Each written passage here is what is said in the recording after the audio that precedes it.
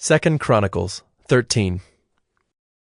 In the 18th year of King Jeroboam, Abijah began to reign over Judah. He reigned for 3 years in Jerusalem. His mother's name was Micaiah, the daughter of Uriel of Gibeah. Now there was war between Abijah and Jeroboam.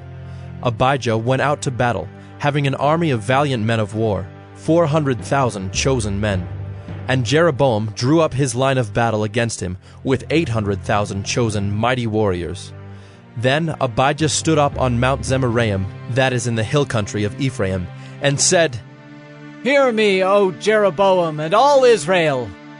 Ought you not to know that the Lord God of Israel gave the kingship over Israel forever to David and his sons by a covenant of salt? Yet Jeroboam the son of Nebat, a servant of Solomon the son of David, rose up and rebelled against his Lord.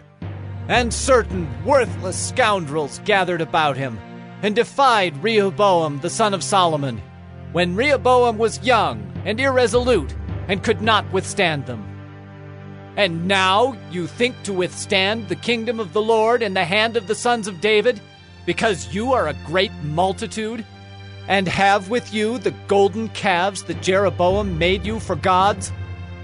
Have you not driven out the priests of the Lord, the sons of Aaron, and the Levites, and made priests for yourselves like the peoples of other lands? Whoever comes for ordination with a young bull or 7 rams becomes a priest of what are no gods. But as for us, the Lord is our God, and we have not forsaken him. We have priests ministering to the Lord who are sons of Aaron and Levites for their service. They offer to the Lord every morning and every evening burnt offerings and incense of sweet spices, set out the showbread on the table of pure gold, and care for the golden lampstand, that its lamps may burn every evening. For we keep the charge of the Lord our God, but you have forsaken him.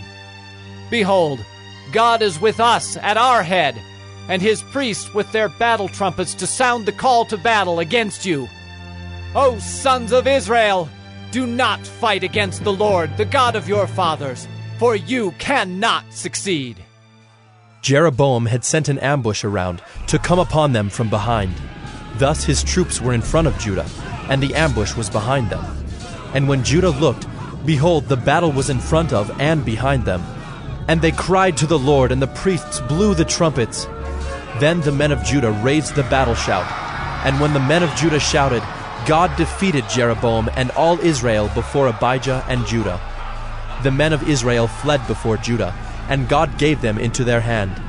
Abijah and his people struck them with great force, so there fell slain of Israel 500,000 chosen men. Thus the men of Israel were subdued at that time, and the men of Judah prevailed, because they relied on the Lord, the God of their fathers. And Abijah pursued Jeroboam and took cities from him, Bethel with its villages, and Jeshanah with its villages, and Ephron with its villages. Jeroboam did not recover his power in the days of Abijah, and the Lord struck him down, and he died. But Abijah grew mighty, and he took 14 wives, and had 22 sons and 16 daughters. The rest of the acts of Abijah, his ways and his sayings, are written in the story of the prophet Iddo. 2 Chronicles 14. Abijah slept with his fathers, and they buried him in the city of David. And Asa his son reigned in his place. In his days the land had rest for 10 years. And Asa did what was good and right in the eyes of the Lord his God. He took away the foreign altars and the high places, and broke down the pillars, and cut down the Asherim, and commanded Judah to seek the Lord, the God of their fathers, and to keep the law and the commandment. He also took out of all the cities of Judah the high places and the incense altars, and the kingdom had rest under him. He built fortified cities in Judah, for the land had rest. He had no war in those years, for the Lord gave him peace. And he said to Judah, "Let us build these cities and surround them with walls and towers, gates and bars. The land is still ours because we have sought the Lord our God. We have sought him, and he has given us peace on every side." So they built and prospered. And Asa had an army of 300,000 from Judah, armed with large shields and spears, and 280,000 men from Benjamin that carried shields and drew bows. All these were mighty men of valor. Zerah the Ethiopian came out against them with an army of 1,000,000 men and 300 chariots, and came as far as Maresha. And Asa went out to meet him, and they drew up their lines of battle in the valley of Zephathah at Maresha. And Asa cried to the Lord his God, O Lord, there is none like you to help between the mighty and the weak. Help us, O Lord our God, for we rely on you, and in your name we have come against this multitude. O Lord, you are our God. Let not man prevail against you. So the Lord defeated the Ethiopians before Asa and before Judah, and the Ethiopians fled.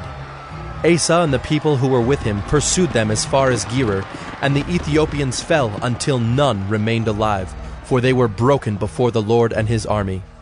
The men of Judah carried away very much spoil, and they attacked all the cities around Gerar, for the fear of the Lord was upon them. They plundered all the cities, for there was much plunder in them. And they struck down the tents of those who had livestock, and carried away sheep in abundance and camels. Then they returned to Jerusalem. 2 Chronicles 15. The Spirit of God came upon Azariah the son of Oded, and he went out to meet Asa, and said to him, Hear me, Asa, and all Judah and Benjamin. The Lord is with you while you are with him. If you seek him, he will be found by you. But if you forsake him, he will forsake you.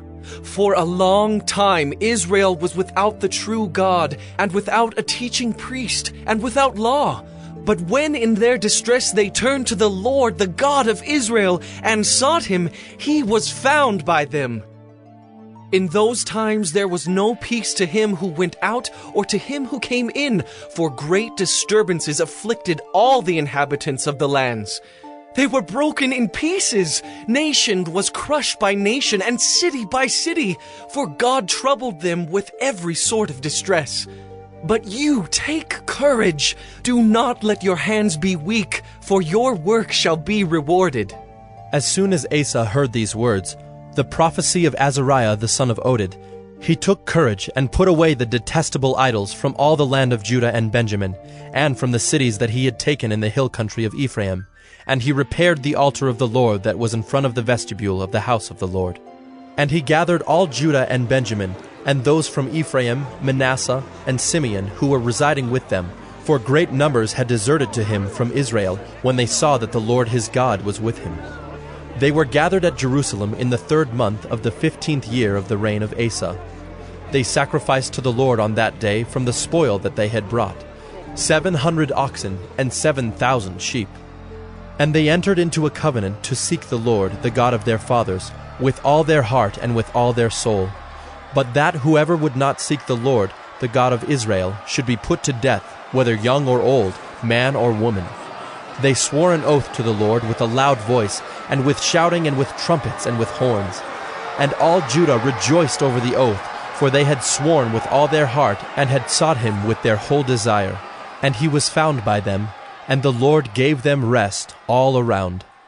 Even Maacah his mother, King Asa removed from being queen mother, because she had made a detestable image for Asherah. Asa cut down her image, crushed it, and burned it at the brook Kidron. But the high places were not taken out of Israel.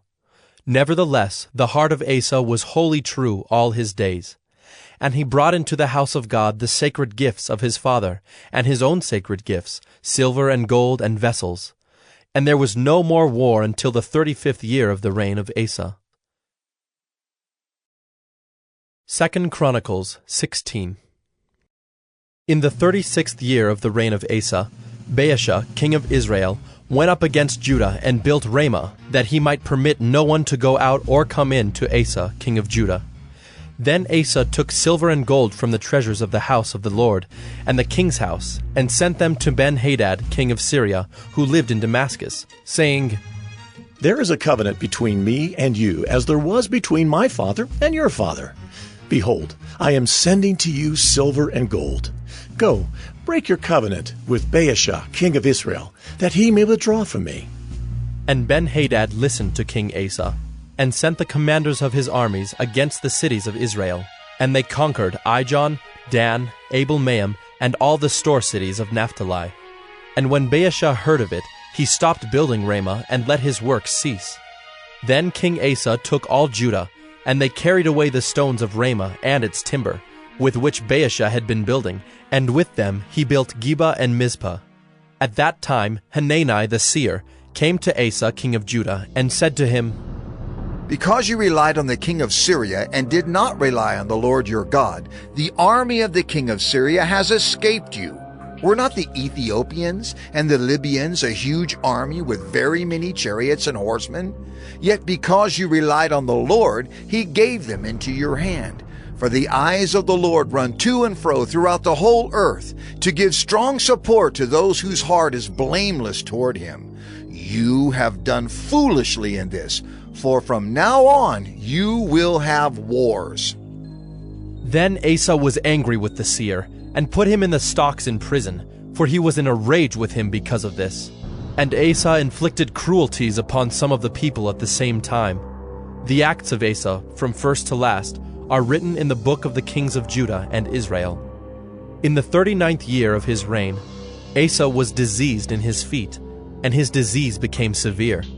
Yet even in his disease he did not seek the Lord, but sought help from physicians. And Asa slept with his fathers, dying in the 41st year of his reign. They buried him in the tomb that he had cut for himself in the city of David. They laid him on a bier that had been filled with various kinds of spices prepared by the perfumer's art, and they made a very great fire in his honor.